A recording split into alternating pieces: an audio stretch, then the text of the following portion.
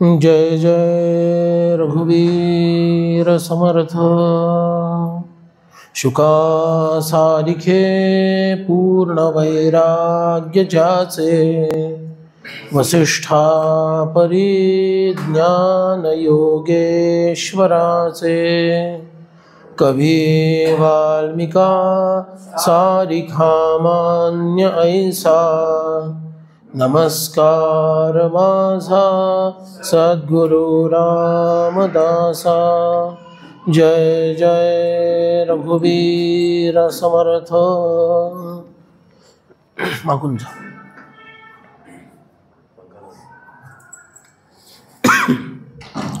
श्रीराम। उदासीन हा काळ जातो कोठे न कंठे, असा विषय आपण पाहत आहोत। आणि त्यामध्ये त्या साधकाचे भाव कसे कसे प्रकट होतात याचा विचार आपण बघितला। विषय गंभीर आहे, पण थोडा हलका फुलका करून पाहण्याचा प्रयत्न केला। त्यामध्ये काल असं बघितलं, कृपाळूपणे भेट रे रामराया, वियोगे तुझ्या सर्व व्याकुळ काया। जना माझी लौकिक हाही न सुटे, उदासीन हा काळ कोठे न कंठे। तर काया व्याकुळ होणं ही एक किती उच्च पारमार्थिक अवस्था असेल याचा थोडा अंदाज आपण काल घेण्याचा प्रयत्न केला। एखाद्या गोष्टीचा परिणाम देहावर होणं, कायेवर होणं ही एक फार मोठी पारमार्थिक अवस्था आहे। म्हणजे अंतःकरणाचा प्रभाव देहावर उमटणं हे ते लक्षण आहे। आपण उद्विग्न होतो आणि त्यामुळं प्रकृती खालावते, त्या दृष्टीनं मनातील विचारांचा, मनोमालिन्याचा, दुःखाचा प्रभाव देहावर पडला हे आपण पाहिलेलं आहे। समाजामध्ये आपण असं बघतो, त्याला एक शब्द मेडिसिनमध्ये वापरला जातो, सायकोसोमॅटिक वापरतात ना, सायकोसोमॅटिक म्हणजे मनाच्या प्रभावामुळं देहावर पडलेला प्रभाव आणि देहाच्या प्रभावामुळं प्रभावित झालेलं मन, याला सायकोसोमॅटिक असं म्हणतात। सायको म्हणजे सायकॉलॉजीचं, सोमॅटिक म्हणजे शरीराचं, या देहाचं। इथं तसं नाही आहे। म्हणजे आता वरवर पाहता हाच तो प्रभाव, तोच हा प्रभाव असं वाटेल, शरीराचा मनावर, मनाचा शरीरावर, पण परमार्थाच्या दृष्टीनं ते इतकं वरवरचं नाही आहे। आणि व्याकुळ काया म्हणताना प्रत्येक पेशीतील प्राण शक्ती आता ते स्थान सोडून निघून जायच्या तयारीत आहे, अशी अवस्था निर्माण होते। पेशीतून तो प्राण निघून जायची व्यवस्था, पेशीतून असणारा तो प्राण स्थान सोडण्याची स्थिती, इथपर्यंत ती अवस्था पोहोचते। कारण प्राण म्हणतात की आम्हाला आता इथं राहायचं नाही आहे, जिथे राम नाही तिथं आम्हाला राहायचं नाही आहे। त्यांना वेगात भगवंताकडं ते ओढले जातात आणि म्हणून त्याला म्हणतात की वियोगे तुझ्या सर्व व्याकुळ काया।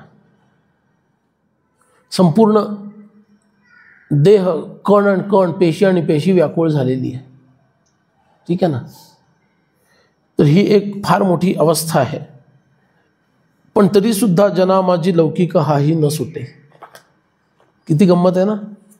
इतकी स्थिती असताना सुद्धा लौकिकाचा विचार काही क्षणांसाठी आला की मन तिकडं सुद्धा धाव घेतं। त्यामुळं परमार्थ करणं खूप अवघड विषय आहे। संत तर म्हणतात आहे तरी खूप सोपा आहे, तरी परमसुलभ आहे, सोपा, लोकांना कठीण झाला का? चित्त मन हे शुद्ध नसल्यामुळं. मन आणि चित्त जर शुद्ध असेल तर परमार्थासारखं सोपं साधन दुसरं नाही आहे. पण जर असेल तर असं लाखात एखाद्याचं नसतं, कोट्यावधी लोकांमध्ये एखाद्याचं असतं. आणि म्हणून समर्थ इथं रामरायांना प्रार्थना करतात आणि पुढं ते म्हणतात, ब्रह्मदेवाला आहारे विधी तो असे काय केले, पराधीनता पाप माझे उदेले. मी पराधीन झालो म्हणजे परस्वाधीन झालो. आणि ती स्वाधीनता कोणाची आहे? अविद्येच्या दबावाखाली, अविद्येच्या प्रभावाखाली मी आता माझं प्रत्येक कर्म करत आहे. तो प्रभाव कोणाचा आहे? अविद्येचा आहे. माया हा शब्द सामान्यतः वापरला जातो, पण वेदांताच्या दृष्टीनं विचार केला तर ईश्वर मायेच्या योगानं कार्य करतो आणि जीव अविद्येच्या दबावाखाली काम करतो. दोघात फरक काय आहे? मायेच्या योगानं ईश्वर कार्य करतो आणि अविद्येच्या दबावाखाली जीव कार्य करतो. म्हणजे ईश्वराला माया अधीन आहे आणि जीव अविद्येला अधीन आहे. ठीक आहे ना? ईश्वराला माया अधीन आहे म्हणजे ईश्वराच्या ताब्यामध्ये माया आहे, पण जीव हा अविद्येच्या अधीन झालेला आहे. ठीक आहे ना? आणि ह्या अविद्येच्या अधीनतेमुळं म्हणजे अविद्येच्या अंमलाखाली तो जे वागतो त्या सगळ्या वागण्यामुळं त्याचं प्रत्येक पाऊल हे अविद्येनं दाखवलेल्या मार्गाच्या दिशेनं म्हणजेच अधःपतनाकडेच पुढं जातं. आणि म्हणून तो त्या मायेच्या कचाट्यातून म्हणजे ज्याला माया म्हणतात त्या अविद्येच्या कचाट्यातून सुटू शकत नाही. जेव्हा त्याला हे लक्षात येतं की नरदेहात आल्यानंतर की अरे आपल्याला स्वाधीनत्व हवं आणि आपण तर पराधीनपणे वागत आहोत. जेव्हा तो अलक्षेंद्र ज्याला अलेक्झांडर म्हणतात, तो ज्या वेळेला भारतावर विजय मिळवण्यासाठी आला होता आणि त्याला मान खाली घालून परत जावं लागलं, भारतावर विजय न मिळवता मान खाली घालून परत जावं लागलं, त्यावेळेला काही साधू उड्या मारत होते आणि परत चाललेल्या दुःखी कष्टी झालेल्या अलक्षेंद्राला चिडवत होते. खरं ते चिडवत नव्हते, त्याला काहीतरी संदेश सांगायचा होता, पण अलक्षेंद्राला वाटलं हे मला चिडवत आहेत, म्हणून त्यांनी आपल्या एका माणसाला पाठवलं. म्हणाले का हे नाचतात विचार. आणि तेव्हा त्याच्यातल्या प्रमुखाला बोलवलं आणि विचारलं तू असं का करतोयस. तेव्हा त्यांनी सांगितलं अलक्षेंद्र तू विश्वविजयी होण्याची इच्छा धरून इथं आलास, पण विजयी होण्याच्या कामनेपुढे तू हरलेला आहेस एवढं लक्षात ठेव. येते का लक्षात? विश्वविजय मिळवण्याची जी तुझी इच्छा ती पूर्ण तर झालीच नाही, पण मला विश्वविजयी व्हायचं, मला विश्वविजयी व्हायचं ह्या कामनेच्या पुढं तू नतमस्तक झालास आणि म्हणून इतक्या दूरपर्यंत नरसंहार करण्यासाठी आणि लोकांना त्रास देण्यासाठी तू आलास आणि तेही तुला साधलं नाही. आणि आता मान खाली घालून तू परत निघालेला आहेस. अरे पण तुम्ही उड्या का मारत होता. त्यांनी सांगितलं त्यांच्या पद्धतीनुसार जेवढ्या पायानं व्यापलेली जमीन आहे ना तुझ्या, ह्या ज्या उड्या मारतो आम्ही एवढीच जमीन तुला पुरायला पुरेशी आहे. एवढ्याच जमिनीवर तुझा अधिकार आहे, भूमीवर. जेवढ्या भूमीवर तुझी 2 पावलं ठेवलेली आहेत एवढ्याच भूमीवर तुझा अधिकार आहे आत्ता. आणि तू जग जिंकायला चाललास आणि किती लोकांना दुःखी केलंस आणि स्वतःलाही दुःखी केलंस. आणि शेवटी जेव्हा तो मरण पावला तो आपल्या देशात पण परत गेला नाही. मरण जेव्हा पावला त्यावेळेला त्यांनी मुद्दाम पुरायच्या आधी त्यांनी सांगितलं, माझा एक हात वर ठेवा, पूर्ण मला दफन करू नका. तर विचारलं, तुम्ही एक हात वर का ठेवणार आहात? तर त्यांनी उत्तर दिलं की विश्वविजेता बनण्यासाठी निघालेला अलेक्झांडर एक दिवस मोकळ्या हातानं परत चाललेला आहे. हे लोकांना कळू दे, म्हणजे पुढं तरी मी जी चूक केली ती त्यांना करण्याची बुद्धी होणार नाही. पण इतिहासातून शिकला तो माणूस कसला, म्हणून किती लोकांनी विश्वविजय मिळवण्याचा प्रयत्न केला त्यानंतर. बरोबर आहे ना. पराधीनता पाप माझे उदेले, त्याचप्रमाणे जीवाला सुद्धा या अविद्येवर विजय मिळवायचा आहे. परमार्थ करणं आणि परमार्थ साधणं याचा वेदांतिक अर्थ हाच आहे, जीवानं अविद्या जिंकणं. ठीक आहे. अविद्या, काम आणि कर्म, त्यामुळे उपाय कर्मापासून कर्म निष्काम करायला लागणं, निष्काम कर्माच्या प्रभावानं काम जिंकणं म्हणजे इच्छा, मला अमुक हवं, मला तमुक हवं, ही जी इच्छा आहे ही इच्छा जिंकणं निष्काम कर्मयोगानं. आणि इच्छा जिंकली की अविद्या जी अशुद्ध सत्वगुणामुळं मलिन झाली आहे तीच मायेत परिवर्तित होते आणि शुद्ध सत्वगुणाची होते. तिच्यातली सगळी अशुद्धी काय होते, निघून जाते, ती शुद्ध रूपामध्ये प्रकट होते आणि ते मायेच्या रूपात प्रकट झाला की जीवच ईश्वर बनतो. ईश्वराच्या अवस्थेपर्यंत तो पोहोचतो आणि ईश्वरावस्थेला ज्ञानस्थिती प्राप्त होते. अविद्येमुळे जी अज्ञान अवस्था आहे ती जाऊन ज्ञानाची अवस्था प्राप्त होते. आणि एकदा ती ज्ञानाची अवस्था प्राप्त झाली की माया ही भ्रमरूप आहे, मिथ्यास्वरूप आहे याचं भान त्याला होतं आणि तो कधीही विचलित होत नाही.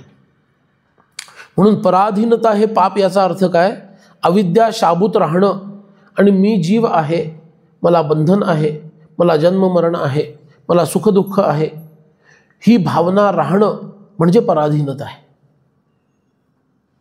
पराधीनता शब्दाचा व्याप कळला का, केवढा आहे तो. पराधीनता केवढी आहे. मी जीव मज बंधन मज आहे, जन्ममरण केल्या कर्माचे फळ भोगीन निश्चय आता, दासबोधात सांगतात समर्थ. याला म्हणायची पराधीनता. का, ती अविद्येतून उत्पन्न झालेली आहे. ठीक आहे ना. म्हणून पराधीनता याचा अर्थ अविद्येचा अंमल. जसं ब्रिटिश कालीन भारत म्हणतो आपण. ब्रिटिश कालीन भारत म्हणजे काय आहे, भारत, त्यात राहणारे सगळे भारतीय, पण सत्ता कोणाची, ब्रिटिशांची. तसं आहे हा मुळात ईश्वरच, त्याचाच अंश आहे ना, तोच तो आहे, पण सत्ता कोणाची, अविद्येची. ईश्वराची मायेवर सत्ता चालते आणि जीवावर अविद्येची सत्ता चालते. पुन्हा मी सांगितलं. आणि म्हणून तो पराधीन आहे. ठीक आहे. अशा प्रकारे म्हणून आपली साधना चालू असताना मोठ्या मोठ्यांची साधना बघितली की आपल्या चुका दिसायला लागतात आणि आपलं महत्त्व काय होतं, आपल्याच मनातून आपलं महत्त्व नष्ट होतं. कारण आपल्याला वाटत असतं आय एम समबडी, काहीतरी साधना मी करतोय, छान, माझ्याकडून घडतीये काहीतरी साधना. तो भ्रम काय होतो आपला, चकणाचूर होऊन जातो. आणि मग ते पुढे म्हणतात, समर्था मनी सांडी माझी नसावी. हा श्लोक फार संप्रदायामध्ये प्रसिद्ध श्लोक आहे आणि स्वतंत्रपणे म्हटला जातो. आहे हा या अष्टकातला श्लोक, पण प्रसिद्ध इतका आहे की तो स्वतंत्रपणे म्हटला जातो. काय म्हणतात, समर्था मनी सांडी माझी नसावी, सदा सर्वदा भक्त चिंता असावी. घडे ना तुझा योग हा प्राप्त कोठे, उदासीन हा काळ कोठे न कंठे. काय असतं, भक्ताला कायम असं वाटत असतं की भगवंतानी माझा त्याग करू नये. ठीक आहे. याचं कारण त्याला सतत आपले दुर्गुण जाणवत असतात, आपले दोष दिसत असतात. मी किती कमी पडत आहे, माझ्यामध्ये किती अस्थिरता आहे, माझं चित्त किती व्यग्र आहे, वेळोवेळी मी भगवंताला कसा विसरतो, वेळोवेळी माझा निश्चय कसा क्षीण होतो, सतत त्याला हे जाणवत असतं. आणि असा हा पापराशी असणारा मी, भगवंतानं जर माझा त्याग केला तर काय करायचं? तो म्हणेल हा काही कामाचा दिसत नाही, याच्याकडे धारणा नाही, याच्याकडे श्रद्धा नाही, याच्याकडं प्रेमाचा अभाव आहे, याच्यामध्ये स्थिरता नाही, निश्चयात्मक बुद्धी नाही. थोडे दिवस बघा, आपण अमुक अमुक जप करतो असं आपण ठरवतो. किती दिवस चालतो तो जप? पटकन आपण 1 महिना 2 महिने फार फार तर करतो, काहीतरी होतं आणि त्याला खीळ लागते. बरं, ती खीळ लागल्यानंतर तरी पुन्हा चालू करावा. खीळ लागली ती कायमचीच लागली, ते बंदच पडलं, बंदच पडतं. असं होतं ना वेळोवेळी, कित्येक लोकांचं होतं. आणि त्याला मग प्रपंचाची कारणं काही कमी आहेत? द्यायला कारणं भरपूर आहेत, प्रचंड मोठी यादी आपल्याकडं. ठीक आहे, भगवंत म्हणतो यादी वाचून दाखवतोय का बघू, की क्षमा याचना करतोय. त्यामुळं समर्था मनी सांडी माझी नसावे. इथं समर्थ हा शब्द आलेला आहे. समर्थ हा शब्द भगवंताच्या संदर्भात आलेला आहे. रामरायांचे 16 गुण जेव्हा वाल्मिकींनी उद्धृत केले, त्या 16 गुणांपैकी समर्थ हा एक गुण सांगितला आहे.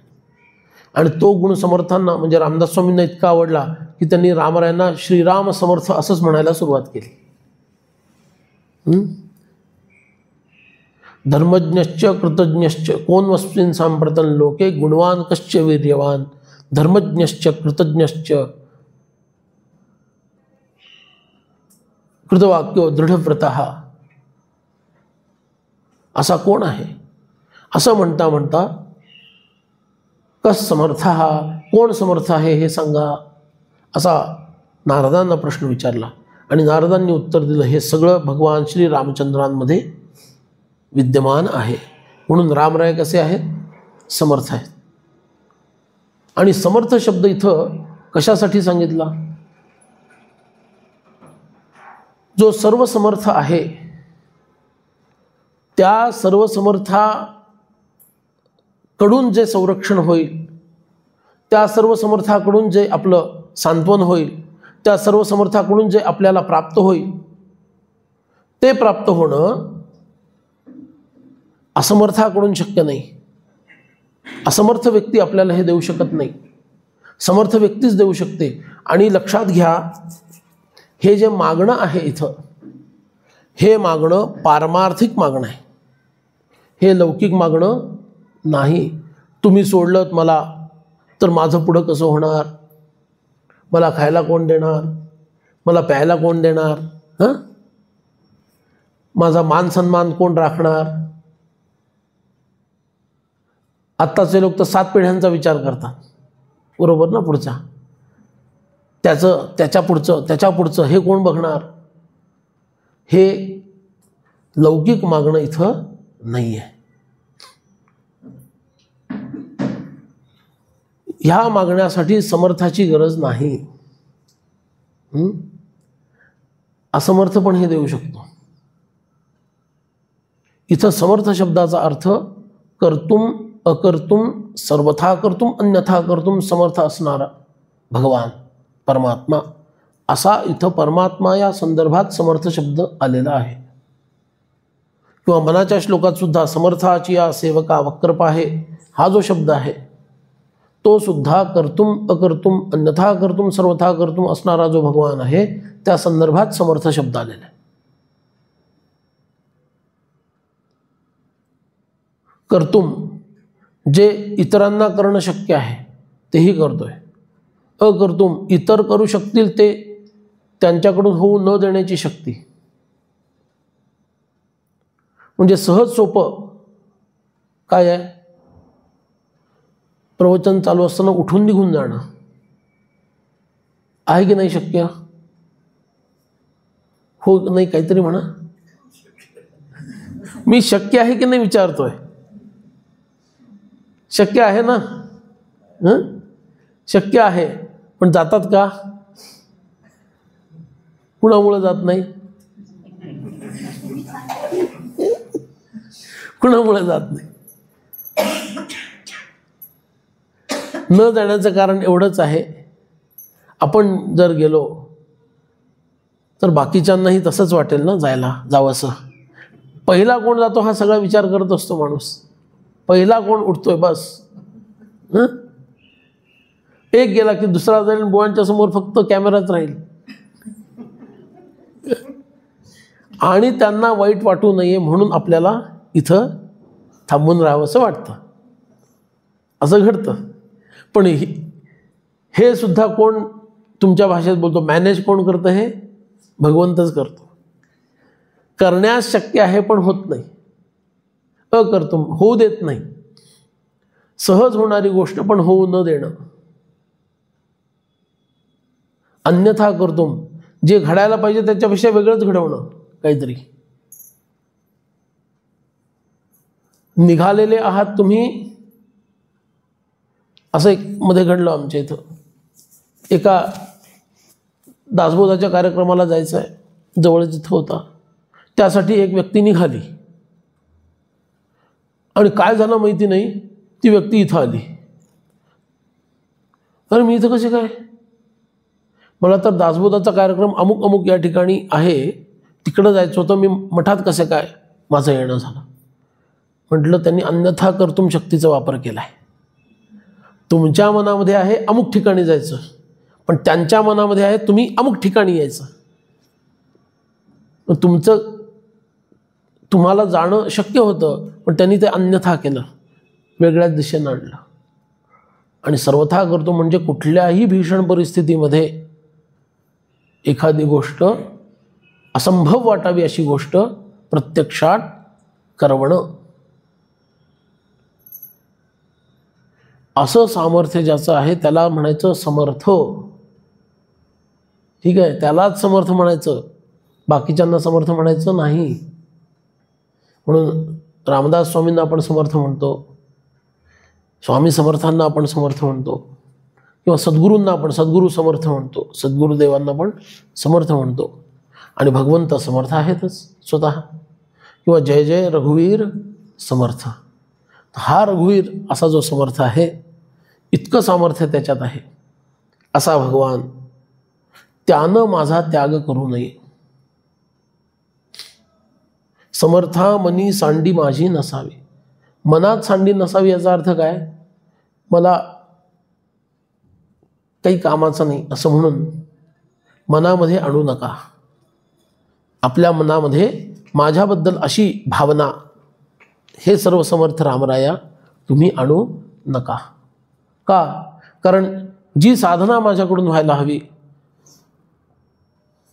जे अनुसंधान मुख्य माझ्याकडून व्हायला हवं, ते घडत नाही. कोणतीही उपासना तुम्ही कितीही करा, त्याचं पर्यवसान अनुसंधानात झालं नाही तोपर्यंत ती उपासना ठरत नाही. कारण उपासना शब्दाचा अर्थ काय? उपआसन. उप म्हणजे जवळ, आसन म्हणजे बैठक. भगवंताच्या जवळ मनानं बैठक मारून राहणं म्हणजे उपासना आहे. मग स्वयंपाक करणे सुद्धा उपासना होऊ शकते, जेवण करणे सुद्धा उपासना होऊ शकते. वदनी कवळ घेता नाम घ्या श्रीहरीचे, सहज हवन होते नाम घेता फुकाचे.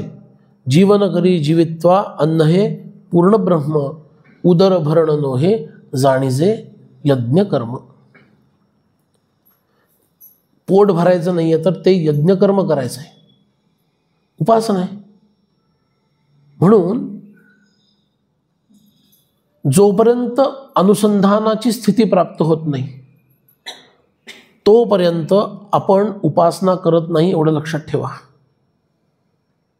जरी सायम उपासनेचं पुस्तक काढलं आणि छान आपण अगदी तालासुरामध्ये तानपुरा लावून कितीही सुंदर उपासना केली,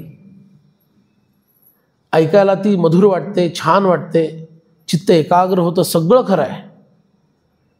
पण आतमध्ये ती उपासना घडत नाही.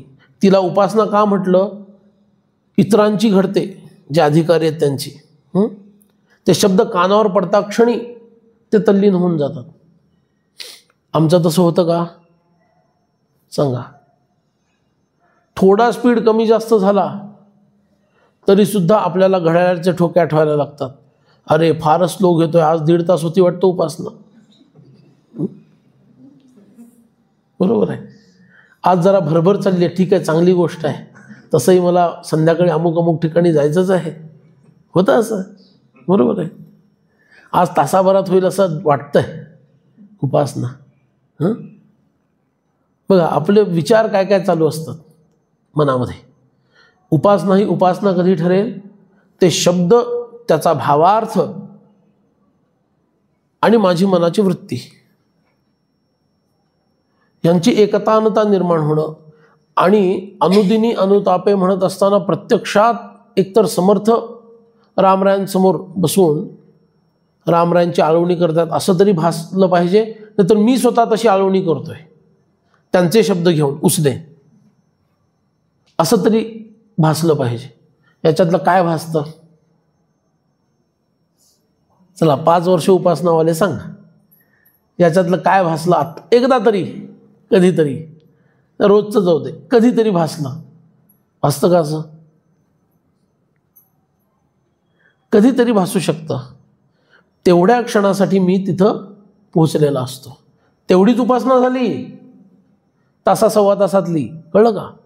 ते 2-4 क्षण जे काही आले आणि मी तिथंपर्यंत गेलो, तेवढीच उपासना झाली. बाकी फक्त उपासनेचं कर्म केलं. तर उपासना मुळात कर्म मार्गानंतरची आहे, कर्म उपासना ज्ञान. पण शेवटी ते कर्मच घडलं. पण काहीच नसण्यापेक्षा असलेलं चांगलं आहे.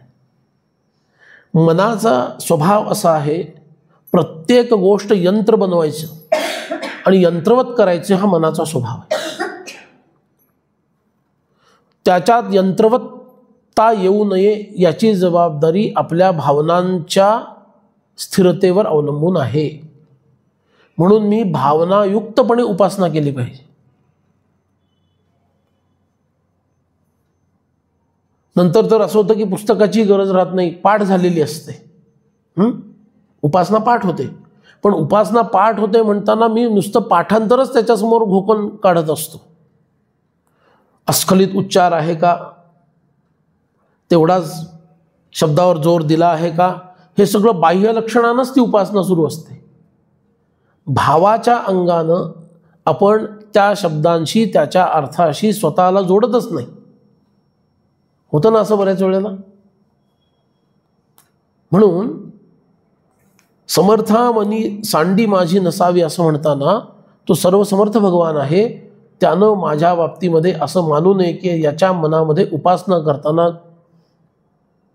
शब्दांकडे याचं फक्त लक्ष असतं. भावार्थाला हा मुकलेला आहे. आणि नियम काय आहे?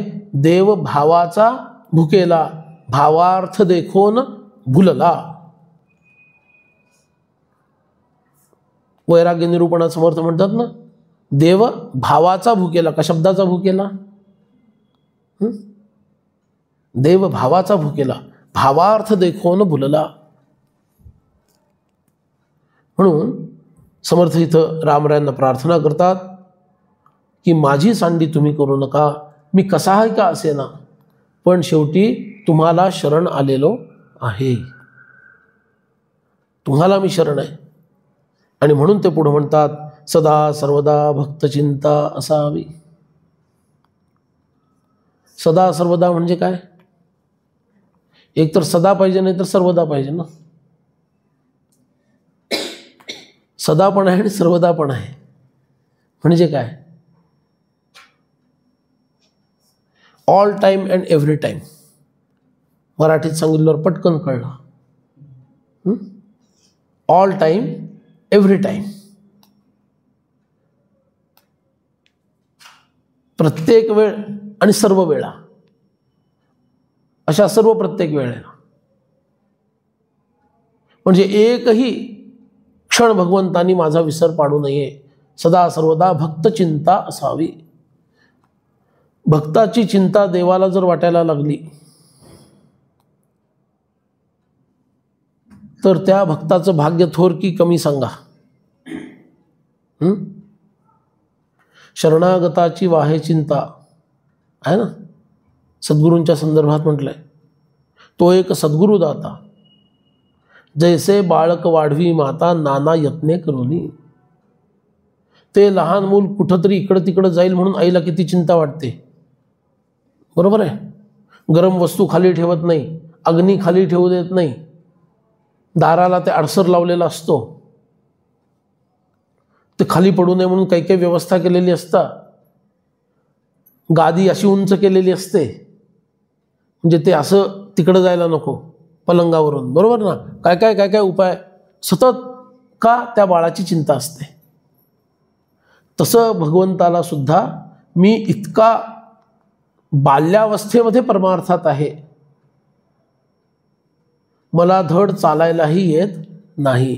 त्यामुळं माता ज्याप्रमाणे त्या शिशूची चिंता वाहते, अगदी मी त्याच योग्यतेचा आहे. परमार्थामध्ये मी बालकापेक्षाही लहान आहे. कारण बालकाच्या खाली शिशू असतो आणि शिशूपेक्षाही लहान असतो, त्याला अर्भक म्हणतात. अशा अवस्थेमध्ये मी असल्यामुळं ज्याप्रमाणे माता बाळाची क्षणोक्षणी चिंता वाहते, त्याचप्रमाणे माझ्या समर्थ रामरायांनी माझी चिंता व्हावी. कारण मी परमार्थाच्या प्रांगणामध्ये नुकतंच जन्मलेलं बाळ आहे. सदा सर्वदा भक्तचिंता असावी,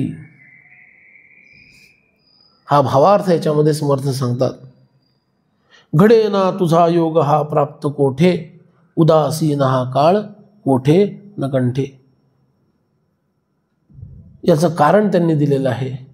मी इतकी साधना करण्याचा प्रयत्न करत आहे, इतके माझे प्रयत्न सुरू आहेत, पण काय सांगू रामराया, घडे ना तुझा योग हा प्राप्त कोठे. इथं कोणता भाव आहे समर्थांचा? भगवंताच्या प्रती कोणता भाव आहे?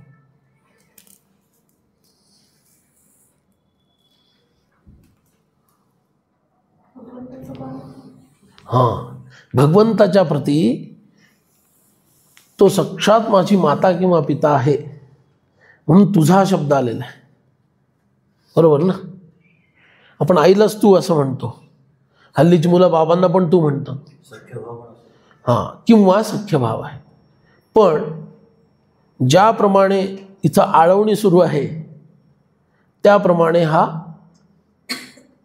मातृभावच दिसतोय. घडे ना तुझा योग हा प्राप्त कोठे. इतकी साधना मी करता, हे सगळं चालू आहे, पण तू काही मला त्या योगातून भेटताना दिसत नाहीस. कुठं चुकतं हेच मला कळत नाही, मी कुठं कमी पडतो हेच मला कळत नाही आहे. लोक तर नावं ठेवतच आहेत, लौकिकाप्रमाणे वागत नाही, काहीतरी वेडसरासारखं वागतो. पण ह्या मार्गातले लोकसुद्धा बहुतामध्ये चुकता तूक तुटे, माझ्या उणीवा दाखवत आहेत. तुला हे जमत नाही, तुला हे जमत नाही, तुझं इथं चुकतंय. म्हणजे एक शब्द वापरू का, न घर का न घाट का. अशी अवस्था साधकाची येतेच येते. अशा या अधांतरी अवस्थेमध्ये जेव्हा तो असतो त्यावेळेला त्याचं सत्व तपासलं जातं. परीक्षेशिवाय पुढं जाता येत नाही. आणि परम अर्थ हा आहे, सर्वोच्च हा मार्ग आहे. त्याच्यामध्ये परीक्षेशिवाय तुम्हाला प्रवेश मिळेल का सांगा बरं. एंट्रन्स एक्झाम द्यावी लागेल ना, द्यावी लागेल, त्याशिवाय पुढं प्रवेश नाही. आणि म्हणून ते म्हणतात, घडे ना तुझा योग हा प्राप्त कोठे. किती प्रयत्न केला, किती धडपड केली, तुझा योग काही मला साधत नाही आहे, तुझ्याशी मी एकरूप होत नाही आहे. आता गीतेतील जर योग शब्दाचा अर्थ घ्यायचा, समत्व योग उच्यते, समत्व बुद्धीची प्राप्ती म्हणजे योग आहे. या संदर्भामध्ये जर या चरणाचा विचार करायचा झाला, घडेना तुझा योग हा प्राप्त कोठे, याचा हा अर्थ आहे की जसं म्हणतात जळी स्थळी काष्ठी पाषाणी, ऐसे बोले लोकवाणी, दासबोध, त्याप्रमाणे भगवान सर्वत्र आहे ही समबुद्धी माझी उत्पन्न झालेली नाही, म्हणून मला जीवमात्रांमध्ये आणि या सृष्टीमध्ये तू आहेस याचं भान निर्माण झालेलं नाही. घडेना तुझा योग हा प्राप्त कोठे. कोणत्या कोणत्या भावामध्ये योग होऊ शकतो. आराध्य रूपामध्ये मी दर्शन घेतो आणि तिथं मला त्याचं दर्शन होत नाही आहे, तरी योग नाही आहे. मी सर्वत्र वासुदेवच सर्वमितीस महात्मा सुदुर्लभ या नियमानुसार सर्वत्र त्याला पाहायचा मी प्रयत्न करतोय आणि त्याच्यामध्ये तो मला दिसत नाही आहे, तरी सुद्धा तो योग होत नाही.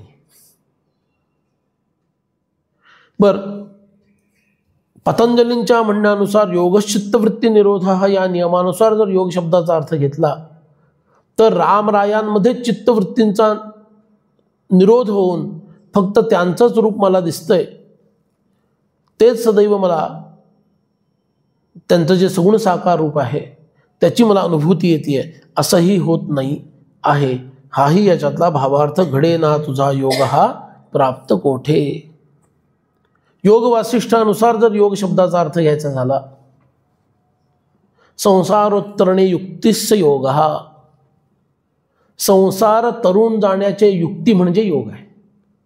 काय? संसार तरुण जाण्याची युक्ती म्हणजे काय आहे?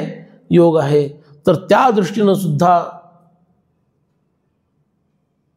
मला संसार तरुण जाता आलेला नाही आणि म्हणून तुझा योग मला प्राप्त झालेला नाही आहे.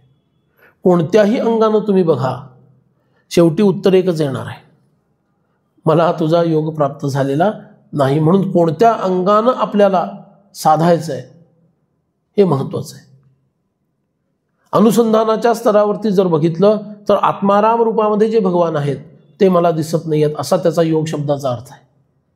आत्माराम रूपामध्ये जे भगवान आहेत ते मला प्राप्त झालेले नाही आहेत. साधकांच्या दृष्टीनं सगळ्यात प्रथम त्याच्या देवघरामध्ये जी मूर्ती आहे, सगुणाचे आधारे निर्गुण पाविजे निर्धारे, त्याच्यामध्ये तरी भगवत भावना निर्माण व्हायला हवी. ती तरी आमची पुरेपूर असते का? ती जर पुरेपूर असेल तर घरातील सगळ्यात महत्त्वाचं स्थान कोणतं होईल सांगा बरं? जर असेल तर देवघर, नाही तर देव्हारा. वेगळी खोली असेल त्यांच्यासाठी तर देवघर बनू शकतो ना. असते का वेगळी खोली? पुण्यामध्ये असते? अवघड आहे. काही ठिकाणी आहे ज्यांनी स्वतंत्र घर बांधून घेतलंय आणि जर त्यांना आवड असेल त्याची तर देवघर स्वतंत्र असतं. सगळ्यात महत्त्वाचं स्थान देवघर हे ठरेल. त्या मूर्तीमध्ये साक्षात माझे भगवान आहेत याची जर मला सतत जाणीव असेल आणि जर घरात कोणीच नसणार असेल तर तुम्ही देव तिथं ठेवाल घरामध्ये? ही जर जाणीव असेल की ते साक्षात भगवान आहेत माझे, घरात राहतील का? मग त्यावेळेला काय कराल तुम्ही? छोट्या छोट्या संपुटामध्ये चलप्रतिष्ठित असतात, त्यांना घेऊन आपल्याबरोबर फिराल की नाही? किती लोक फिरतात? किती लोक फिरतात? 4-4, 6-6 दिवस, जेवढे दिवस आम्ही कुलू मनालीला फिरत असतो तेवढे दिवस देव उपवास करत असतात. म्हणजे काय? मला माझा देव त्या मूर्तीमध्येच दिसत नाही. म्हणजे माझा योग त्या मूर्तीमध्ये भगवंताला बघायचा आलेला नाही आहे. योगायोगातला योग नाही. योग म्हणजे जोडणं, त्या संदर्भात बोलतोय. तो योग माझा त्या मूर्ती स्वरूपात असणाऱ्या भगवंतामध्येच आलेला नाही आहे. बाकीचं काय बोलता? त्यावेळेला आपण इतके हुशार असतो, आपण म्हणतो आम्ही चराचरातल्या भगवंताला पाहतो, चराचरातील भगवंत आम्हाला दिसतो. दिसलाच याला डायरेक्ट. म्हणून आपल्याला हे उपाय सांगितले आहेत. तुमच्या देवघरातल्या भगवंतावर प्रेम करा, साक्षात तो आहे अशी भावना करा, म्हणजे प्रत्येक गोष्ट तुम्हाला त्याची आठवेल, त्याचं स्मरण होईल. हा अनुसंधानाचा विषय आहे. 10 वेळा दिवसातील देवघरातल्या देवाचं स्मरण झालं, अनुसंधान घडलं की नाही तेवढा वेळ. किती सुंदर सुंदर उपाय आपल्या पूर्वजांनी आपल्याला सांगून ठेवलेले आहेत, पण आम्ही ते करत नाही. म्हणून किंवा या मठावर प्रेम असेल, 10-15 वेळा दिवसातून मठाचं स्मरण व्हायला पाहिजे. भले तुम्ही इथं आला नाहीत प्रत्यक्ष, तुम्हाला एखादं स्थान असेल, सज्जनगड, गोंदवलं, देहू, आळंदी, त्या स्थानाबद्दल प्रेम असेल, त्याचं दिवसातून 10-15-20 वेळेला स्मरण व्हावं. साक्षात मी तिथं पोचलो अशी भावना असावी. काय झालं? अनुसंधान झालं. त्या अंशामध्ये योग घडला, त्या अंशामध्ये योग घडला. आणि हा सगुणातला विषय सांगतोय, साकारातला विषय सांगतोय. त्याच्या पुढं मग कधीतरी आत्मारामाचा विषय येईल, की जो सगुण आहे पण निराकार आहे, म्हणजे सगळ्यांमध्ये व्यापून असणारा भगवान, तो दिसायला लागतो. तो योग झाला. आणि त्यानंतर मग निर्गुण निराकाराचा योग, त्यामध्ये योग पण राहत नाही, आपला वियोग आहे आणि आपण तद्रूप होऊन जातो. कुठल्या संदर्भामध्ये समर्थ म्हणतात, घडेना तुझा योग हा प्राप्त कोठे. कुठल्या उंचीवर ते आहे त्याचा विचार केला पाहिजे. ते तर दर संध्याकाळी ते काळाराम मंदिरात जातातच आहेत, 2 तास त्याच्यासमोर बसतायत, त्याच्याशी संवाद साधतायत, योग येतोच आहे ना. त्यांना जे अभिप्रेत आहे ते चराचरामध्ये असणारे भगवान मला दिसले पाहिजेत. प्रत्येकामध्ये त्याचा हात दिसला पाहिजे, प्रत्येक कर्मामध्ये तो आहे. कर्ता राम हे असावे अभ्यंतरी, हे जे दासबोधात सांगितलं तसं मला जाणवलं पाहिजे. तो योग भगवंताचा मला प्राप्त नाही, ही खंत ते रामरायापाशी व्यक्त करतायत.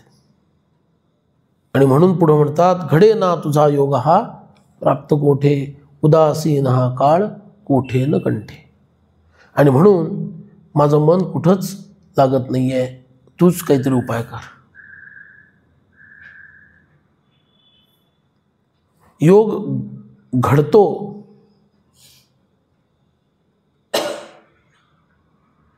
की बिघडतो?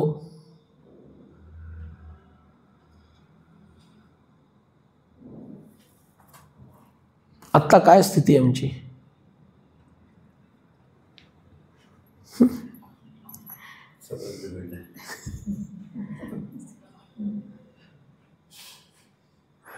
योग आमचा बिघडलेला आहे, म्हणून योग घडत नाही आहे. योग बिघडला कोणत्या अर्थानं म्हटलं मी? समत्व बुद्धी समत्व अवस्थेला नाही आहे, कारण अविद्येचा अंमल आहे. समत्व अवस्थेला बुद्धी आली याचा अर्थच अविद्या गेली. पण बुद्धी असल्यामुळे माया आहे, बुद्धी आहे याचा अर्थ माया आहे, पण अविद्या गेली आहे. कारण माया कोण आहे? जिच्यामधला सत्वगुण हा रजोगुण आणि तमोगुणामुळं मलिन झालेला नाही आहे. सत्वगुण सत्वगुणाच्या ठिकाणी, रजोगुण रजोगुणाच्या ठिकाणी, तमोगुण तमोगुणाच्या ठिकाणी, असं स्वतंत्रपणे जिथं विद्यमान आहे त्याला माया म्हणायचं. पण तीच माया जेव्हा तिच्यातील रजोगुण आणि तमोगुण सत्वगुणात मिसळतात आणि सत्वगुणाला दूषित किंवा मलिन करतात, तेव्हा तिला अविद्या असं म्हणायचं. आणि ही अविद्याच सगळा हा घोटाळा करते आणि त्यामुळं आमची समत्व बुद्धी विषम अवस्थेला पोहोचते. म्हणून बुद्धी समत्व अवस्थेला आणणं, दुसऱ्या शब्दामध्ये हेच परमार्थ साधन आहे. बुद्धी समत्व अवस्थेला आणणं म्हणजे त्याच्यातील सत्वगुणातला जे मालिन्य चिकटलेलं आहे ते मालिन्य कमी कमी करणं, क्लिनिंग प्रोसेस, बरोबर. आणि अशा प्रकारे समर्थ रामरायांना प्रार्थना करतात. पुढे ते म्हणतात, अखंडित हे सांग सेवा घडावी. न होता तुझी भेटी काया पडावी, दिसेंदिस आयुष्य हे व्यर्थ आटे, उदासीन हा काळ कोठे न कंठे. आत्तापर्यंत काय माझ्या बाबतीत चुकतंय, काय होत नाहीये, हे सगळं त्यांनी सांगितलं. आता ते सांगताहेत काय झाल्यानंतर बिघडलेलं घडणार आहे. घडेना तुझा योग ना, बिघडलाय म्हणून घडेना. काय केल्यामुळं हा बिघाड नष्ट होईल आणि तुझा योग घडेल, तेही तेच सांगतात. मग हे सगळं माहीत असताना का केलं जात नाही? ते घडावं याच्यासाठी लागणारं सामर्थ्य, ते घडावं यासाठी लागणारी बुद्धी, ते घडावं यासाठी लागणारा मनोनिग्रह, ते घडावं यासाठी लागणारा संकल्पाची शक्ती, हे सगळं एकत्रित न आल्यामुळं माहीत असून सुद्धा जे घडायला हवं ते आपल्या हातून घडत नाही. 4 गोष्टी सांगितल्या. काय? मनाचा निग्रह सांगितला, बुद्धीची शुद्धता सांगितली, संकल्प हा विषय सांगितला. मनाचा निग्रह कमी पडतो, संकल्पशक्ती कमी पडते, बुद्धी तल्लख राहत नाही, बुद्धी स्थिर राहत नाही. आणि ह्या सगळ्या गोष्टींमुळं सगळं माहिती आहे, कळतंय, पण वळत नाही. मग आपण म्हणतो अजून वेळ यायची. पण असा जो म्हणतो अजून वेळ यायची आणि त्याची वाट बघत बसतो, त्याला समर्थ म्हणतात दिसेंदिस आयुष्य हे व्यर्थ आटे. हे सगळं आयुष्य ओहोटीला लागलेलं आहे, आटत चाललेलं आहे. कधी यमाचा घाला येईल माहिती नाही. एक दासबोधातली ज्वलंत अशी ओवी आहे. ती ओवी असं म्हणते, अग्नगृहासी लागला आणि सावकाश निजेला. प्रवचनात असतात तसं नाही. अग्नगृहासी लागला आणि सावकाश निजेला. तो कैसा म्हणावा भला? मग काय म्हणावं? आत्महत्यारा. त्याला भला माणूस कसं म्हणावं, शहाणा कसं म्हणावं, विवेकी कसं म्हणावं? घर पेटलेलं आहे आणि मस्त ढाराडूर झोपलेला आहे. म्हणतो अरे अजून बाहेरच्याच खोलीला आग लागली, माझ्या खोलीला आग लागायची वेळ आहे, तर तेवढ्या 5 मिनिटं झोपून घेतो. आता ह्याला शहाणा म्हणायचा का खुळा म्हणायचा? काय म्हणायचं? मूर्खच म्हटलं पाहिजे. एवढंच नव्हे, मूर्ख नाही, तो आत्महत्यारा आहे. आत्महत्येचीच व्यवस्था त्यांनी करून ठेवली आहे. त्याचप्रमाणे मृत्यूरूपी अग्नी माझ्या जीवनरूपी घराला लागलेला आहे आणि तरी सुद्धा साधनारूपी पाण्याचा साठा मी जवळ जर ठेवला नसेल आणि बिनधास्त झोपलो असेल, त्याला सुद्धा काय म्हणायला हवं? आत्महत्यारा. अजून योग यायचा आहे, मला सगळं कळतं हो, पण होत नाहीये. कधीतरी नक्की होईल, ज्या अर्थी मला कळतं त्या अर्थी होईल. असं होत नसतं, असं कधीही होत नाही. मला सगळं कळतं म्हणून सगळं छान होईल, कधीही होत नाही. झटका मारून, आळस टाकून कसं होत नाही बघतोच असं म्हणून हट्टाला पेटून साधना करावी लागते. ठीक आहे ना? तेव्हा ते घडतं. पहाटे उठा, सद्ग्रंथांचं अध्ययन करा, थोडी सेवा करा, साधना करा, पूजा करा. समर्थ इथं सांगतात, रामराया अरे हे जे काही घडलेलं आहे हे सगळं मला माहिती आहे, कशामुळं होत नाहीये. काय घडलं म्हणजे ते घडेल हेही मला माहिती आहे, पण त्याच्यासाठी लागणारं बळ जर तू देशील तरच ते माझ्या जीवनामध्ये साकार होईल, नाहीतर ते साकार होणार नाही. सगळी स्वयंपाकाची व्यवस्था उत्तम करून ठेवली, सगळे वस्तू आणून ठेवल्या, सगळं आणलेलं आहे. रुचिरा पुस्तक पण समोर आहे, ते उघडून तयार सुद्धा आहे, सगळं उत्तम व्यवस्था आहे. फक्त बयेला हातच हलवावेसे वाटत नाही. ऑटोमॅटिक होऊन जावं, ऑटोमॅटिक व्हावं. होईल का? तू हात तरी हलवले पाहिजे ना स्वतःचे. सगळं माहिती आहे काय कसं करायचं आहे ते, पण हे घडत नाही आहे. समर्थांना पण हेच सांगायचं आहे. आणि म्हणून ते म्हणतात, रामराया एवढी शक्ती मला दे की जे साधन मला माहिती आहे काय करायचं आहे, पण ते घडत नाही आहे, ते घडण्याची शक्ती मला दे. आणि म्हणून ते म्हणतात, उपाय सांगितला आहे आता सगळ्यांसाठी आपल्याला, बरं का, आपल्या सगळ्यांना सांगितलेला उपाय काय आहे? मठात यावे आणि सेवा करावी.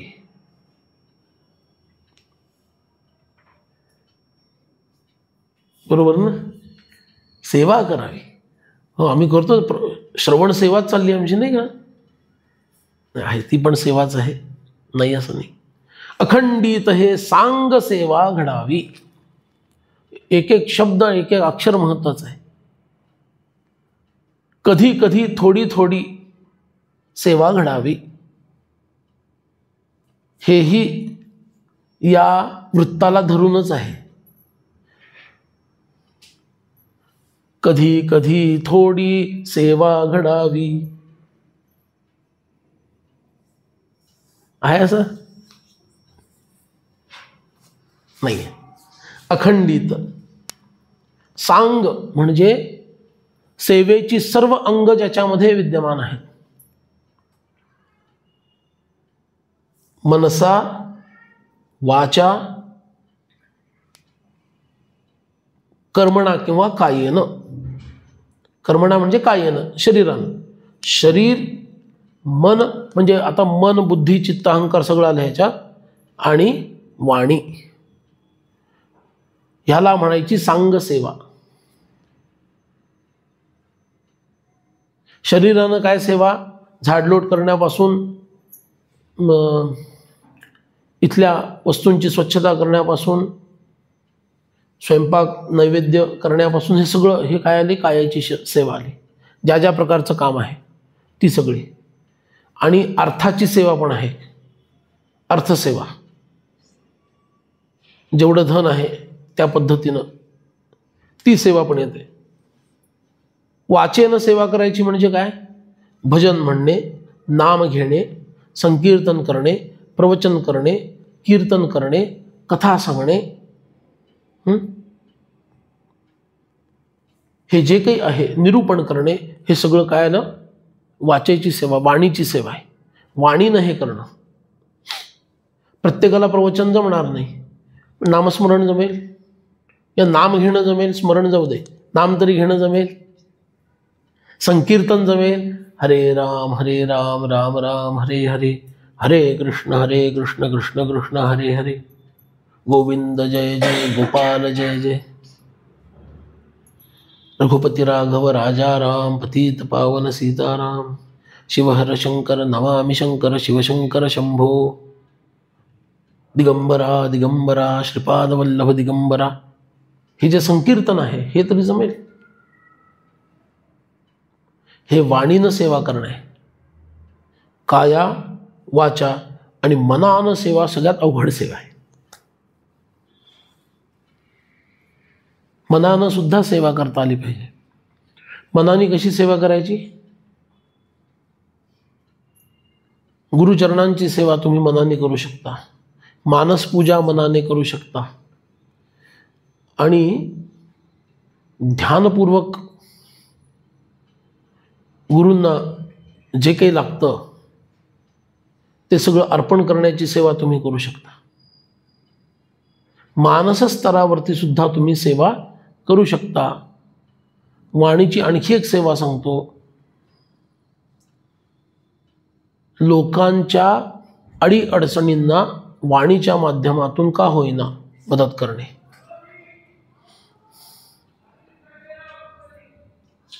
अडले जाकसले जाणावे, यथानुशक्ती कार्यास यावे, ही पण सेवाच आहे.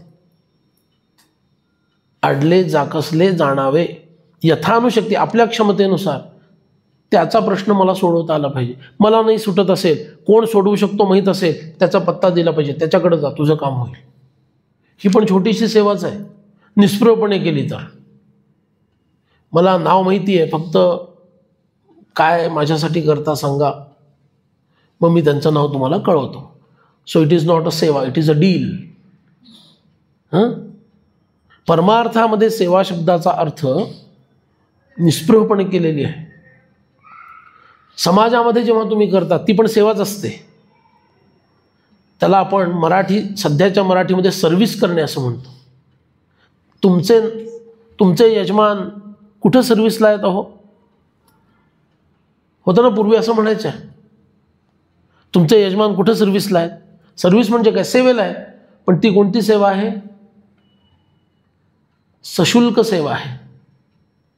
परमार्थामध्ये ही सेवा अपेक्षित नाही आहे. सेवा कोणती? निस्वार्थपणे केलेली सेवा. आणि अर्थसेवा तुम्ही करू शकता. ती अर्थसेवा याचा अर्थ जिथं आर्थिक काहीतरी योगदान देणं, ती अर्थानं केलेली काय आहे? सेवाच आहे. मग ते धन संपत्तीच्या रूपात असेल किंवा स्थावर रूपात एखाद्या आश्रमाला जागा करून देणं, मोठी सेवा आहे. बरोबर ना? किंवा कमी चार्जेसमध्ये एखादं काम करणं किंवा फुकट एखादं काम करणं, ही पण काय झाली? सेवा आहे. आता आपल्या इथे जे काही सगळं लागलेलं आहे, सगळं आपल्या लोकांनी सेवा करूनच केलेलं आहे. हे जे फोटो लागलेले आहेत, मागं सिंहासन आहे. आता त्या लोकांची नावं घेणं आवडणार नाही म्हणून मी त्या नावं घेत नाही. सेवावृत्तीतूनच झालं ना हे सगळं. म्हणून ती सेवा आहे. ती कशी व्हायला पाहिजे? सर्वांगानं व्हायला पाहिजे प्रत्येकाची, त्याच्या क्षमतेनुसार. शरीरानं,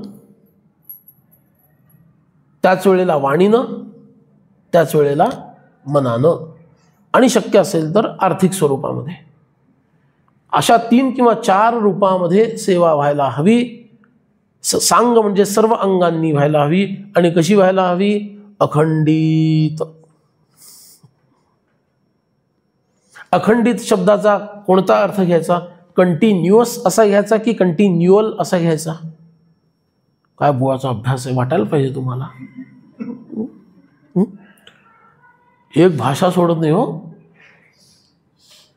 कंटिन्युअस असा अर्थ घ्यायचा की कंटिन्युअल असा अर्थ घ्यायचा? मग दोन्हीतला फरक काय आहे?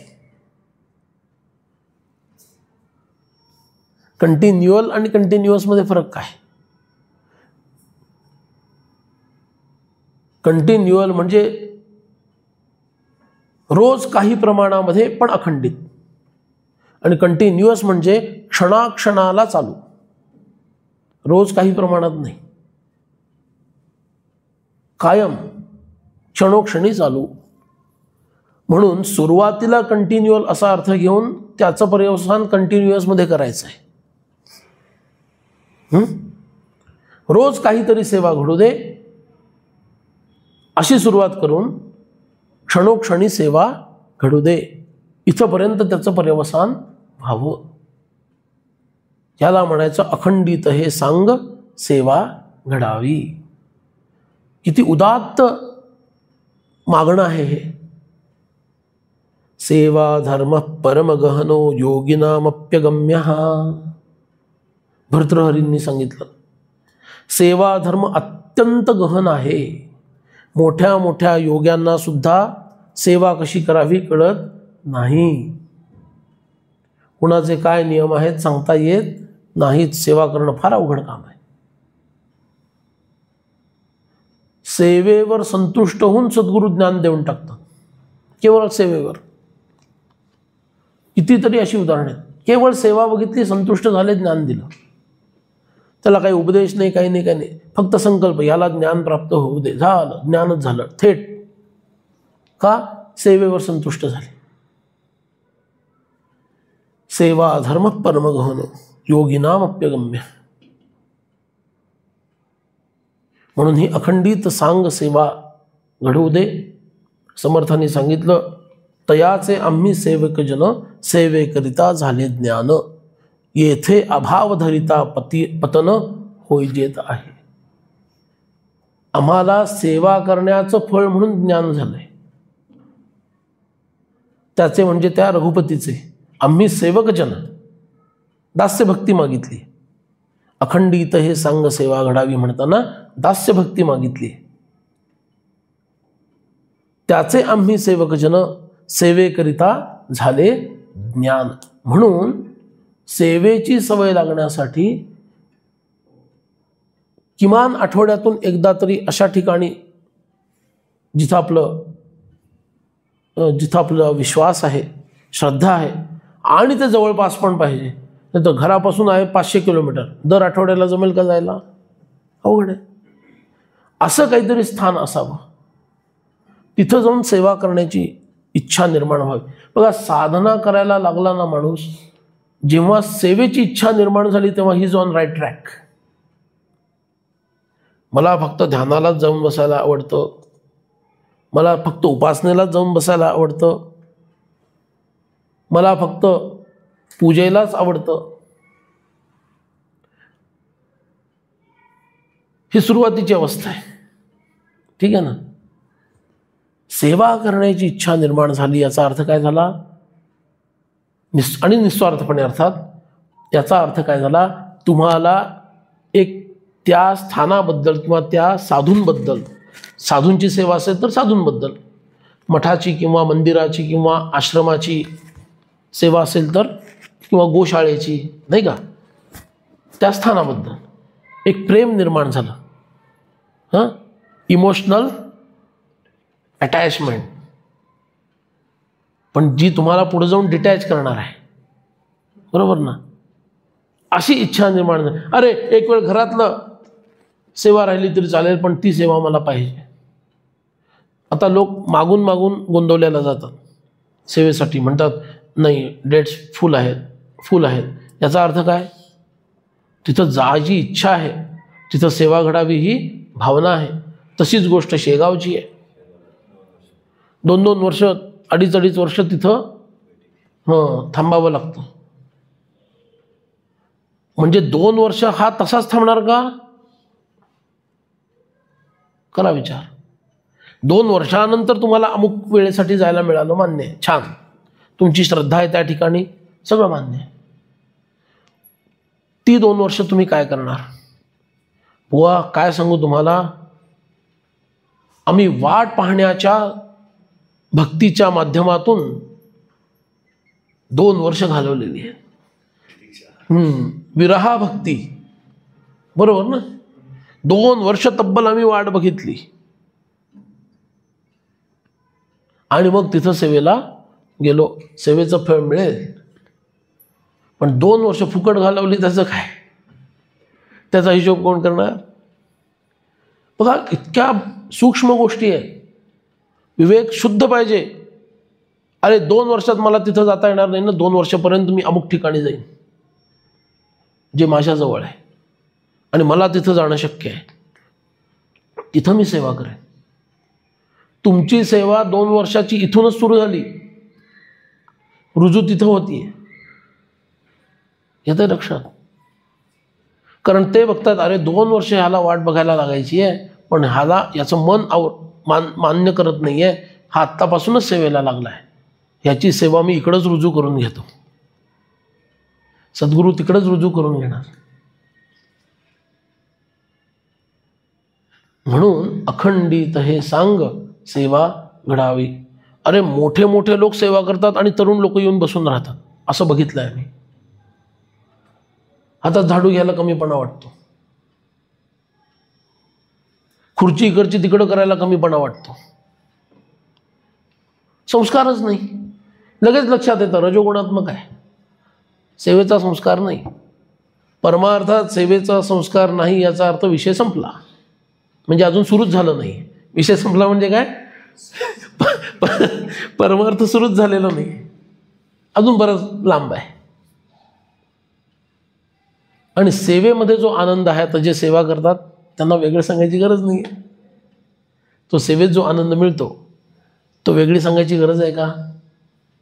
पण त्यामध्ये एक गोष्ट लक्षात ठेवायची, सेवा म्हणजे कर्मप्रधानच असते असं नाही. म्हणून सांग शब्द आणलाय सर्व अंगांनी. म्हणजे शरीरानं सेवा करत असताना वाणीनं नाम घेत मनानं त्यांचं अनुसंधान, याला म्हणायचं अखंडित हे सांग सेवा घडावी. मगाशी मी वेगळे वेगळे तुकडे करून सांगितले कळावं म्हणून, पण खरा तोही अर्थ नक्की नाही आहे. मूळ अर्थ हाच आहे, शरीरानं सेवा घडतीये, वाणीनं नाम घेतलं जात आहे आणि मनानं नामीचं अनुसंधान आहे. आणि कामापुरतं हा तुम्ही तिकडचं घ्या मी इकडचं घेतो हे तेवढ्यापुरतं आहे. इतर वेळेला नाम चालू आहे. बऱ्याच वेळेला गंमत अशी होते की सेवा करत असताना गप्पा खूप होतात. बघा कुठल्याही ठिकाणी तुम्ही जाऊन बघा, कारण मोठे मोठे आश्रम किंवा इथं सेवा केल्याशिवाय कामच होत नाही. पण तिथं तुम्ही बघा अगदी काही मोजकी ठिकाणं अशी आहेत की जिथं अनुसंधानात सेवा होते, भगवत अनुसंधानात सेवा होते. कारण तिथं डिसिप्लिनच असा आहे, सेवा करताना गप्पा मारायच्या नाहीत, एकत्र आलं की गप्पा मारायच्या नाहीत. गप्पा मारायचं नाही, तसे बोलायचं नाही असं नाही आहे, गप्पा मारायचं नाहीत. मग बोलू शकता, काय बोलू शकता? भगवंता संदर्भात काहीतरी बोलू शकता, जय श्रीराम जय श्रीकृष्ण असं म्हणू शकता एकमेकांना. म्हणून अखंडित हे सांग सेवा घडावी. शरीर सेवा करत आहे, वाणी नामामध्ये आहे आणि मन नामीमध्ये. ही सांग सेवा आहे.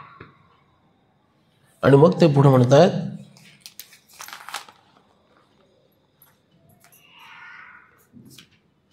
जर या जन्मात तुझी भेट होणारच नसेल, कारण माझी पात्रताच जर नसेल, कितीही, ज्याला एक शब्द वापरतो, कितीही जरी मी प्रयत्न केले तरी सुद्धा माझं साधन तुझ्या सगुण साक्षात्कारासाठी पुरेसं होणार जर नसेल या जन्मात, या क्षणी देह पडू दे,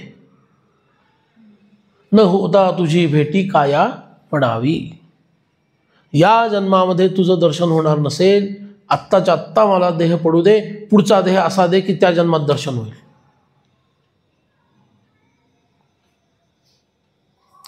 किती एखाद्याला भगवत दर्शनाची तळमळ लागावी ह्याचं हे द्योतक आहे की नाही. न होता तुझी भेटी काया पडावी.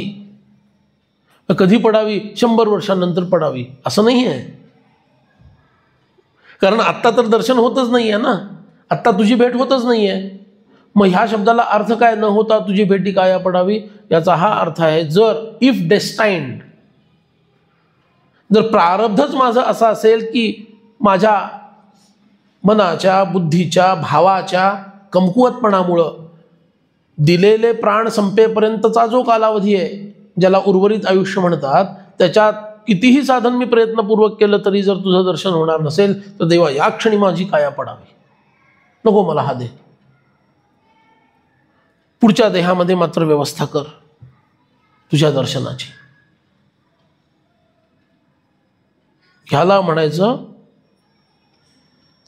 तळमळीची परमोच्च अवस्था, भगवत भेटीच्या तळमळीची परमोच्च अवस्था. न होता तुझी भेटी काया पडावी, का दिसेंदिस आयुष्य हे व्यर्थ आटे. ओहोटीला लागलंय, ते आटत चाललेलं आहे, तुझं दर्शन काही होत नाही आहे, त्यामुळे ते व्यर्थ आहे. आयुष्य व्यर्थ कधी आहे? भगवत दर्शन जोपर्यंत होत नाही तोपर्यंत ते व्यर्थ आहे. भगवत दर्शन झाल्यानंतर धन्य आहे, बरोबर ना? धन्योस्मी असं कधी म्हणतात? सदाचार हा थोर सांडून येतो, जनी तोची तो मानवी धन्य होतो. बघा, जनी तोची तो मानवी धन्य होतो, म्हणजे जो सत आचरण करतो, चांगलं वागायला लागतो आणि त्या चांगल्या वागण्यातून त्या सतपर्यंत पोहोचतो, त्याला सदाचार म्हणायचं. सदाचार म्हणजे फक्त गोड बोलणं, गोड वागणं, कुणाचं मन दुखवणं एवढंच सदाचार नाही, ती सुरुवात आहे, तो पण सदाचार आहे, पण ती सुरुवात आहे. सदाचार शब्दाचा अभिप्रेत मुख्य अर्थ काय आहे? ज्याला जनितोचितो मानवी धन्य होतो म्हटलं जातं, धन्यता सांगितली जाते, तो आहे सतच्या प्राप्तीपर्यंत नेणारा आजचा आचार. त्या सच्चिदानंद परमात्म्यापर्यंत नेण्यासाठी जे आचरण करायला पाहिजे ते आचरण म्हणजे सदाचार आहे. म्हणजे त्या सदाचारामध्ये कर्म, उपासना, ज्ञान सगळे आले. आता फक्त सदाचार नाही राहिला. धन्यास्ते विरेजुरितरेच भवपाशबद्धाः श्रीमद आदिशंकराचार्य सांगतात. नासन्न सन्न सदसन्न महन्न चाणुर न स्त्रीपुमान न च नपुंसकम एक बीजम. न ते सत आहे, न असत आहे, न सदसत आहे, न महत आहे, न अणु आहे. तद्ब्रह्म समुपासितमेक चित्तैहि धन्यास्ते विरेजुरितरेच भवपाशबद्धाः. ते पुरुषही नाही, ते स्त्रीही नाही, आणि म्हणून नपुंसकही नाही, ते बीजरूप पण नाही, ज्याच्याबद्दल ते अमुक आहे असं सांगताच येत नाही, अशा परब्रह्माची उपासना जे हृदयपूर्वक करतात तेच धन्य आहेत. धन्यत्वाच्या सिंहासनावर विराजमान होण्याचा अधिकार केवळ त्यांचा आहे. धन्यास्ते विरेजुः. मग इतरांचं काय? इतरेच भवपाशबद्धाः. इतर लोक आहेत ते भवपाशानं बांधलेले तुमच्या आमच्यासारखे लोक आहेत. धन्य कोण आहेत? जे सत नाही, जे असत नाही, जे सत असत यांचं मिश्रण नाही. ना असन्न सन्न सदसन्न महन्न चाणू. जे महत नाही, जे अणू नाही, न स्त्री नाही, न पुरुष नाही, न नपुंसक नाही, न बीजरूप नाही, असं जे परब्रह्म आहे त्याची समुपासितम एक चित्तही, एक चित्तानी जे उपासना करतात अखंडपणे, धन्यास्ते विरेजुः. तेच एकमात्र धन्य आहेत. विरेजुः म्हणजे याचा अर्थ विराजमान, जगामध्ये शोभून दिसणारे, धन्य म्हणवण्याच्या धन्य पदवीला पोहोचलेले तेच एकमात्र आहे. मग ते नसलेले तुमच्या आमच्यासारखे काय आहेत? भवपाशबद्धाः. इतरेच असं श्रीमद शंकराचार्य म्हणतात. ते त्याला धन्य म्हणतात आणि समर्थ म्हणतात जो सदाचार पाळतो तो धन्य आहे. ह्या दोघांचा मेळ घालायचा झाला तर सदाचार शब्दाचा अर्थ परब्रह्माची उपासना करणारा असा झाला की नाही? बरोबर आहे. म्हणून अशा प्रकारे आयुष्य फुकट न जावं आणि माझ्या जीवनाचं सार्थक व्हावं, आणि जर ते होणार या जन्मात नसेल तर या क्षणी हा देह पडून जाऊ दे, अशा तळमळीनं समर्थ इथं प्रार्थना करतायत. आणि परत म्हणतात, उदासीन हा काळ कोठे न कंठे. इथंपर्यंत आपण आज बघितलं. उद्या याच पदाचा आपण समारोप करू. 9वा आणि 10वा श्लोक तो आपल्याला उद्या बघायचा आहे. ठीक आहे. समर्थांना प्रार्थना करू की हा भाव आमच्यामध्येही यावा, ती अद्भुत अशी सेवा सर्वसांग असणारी आमच्याकडूनही अविरत घडावी, आणि तेणेकरून तुम्हाला जे मिळालं ते आम्हालाही याची जन्मी येण्याची काळे प्राप्त व्हावं, अशी मनापासून त्यांना प्रार्थना करू आणि इथंच विराम घेऊ. जय जय रघुवीर समर्थ.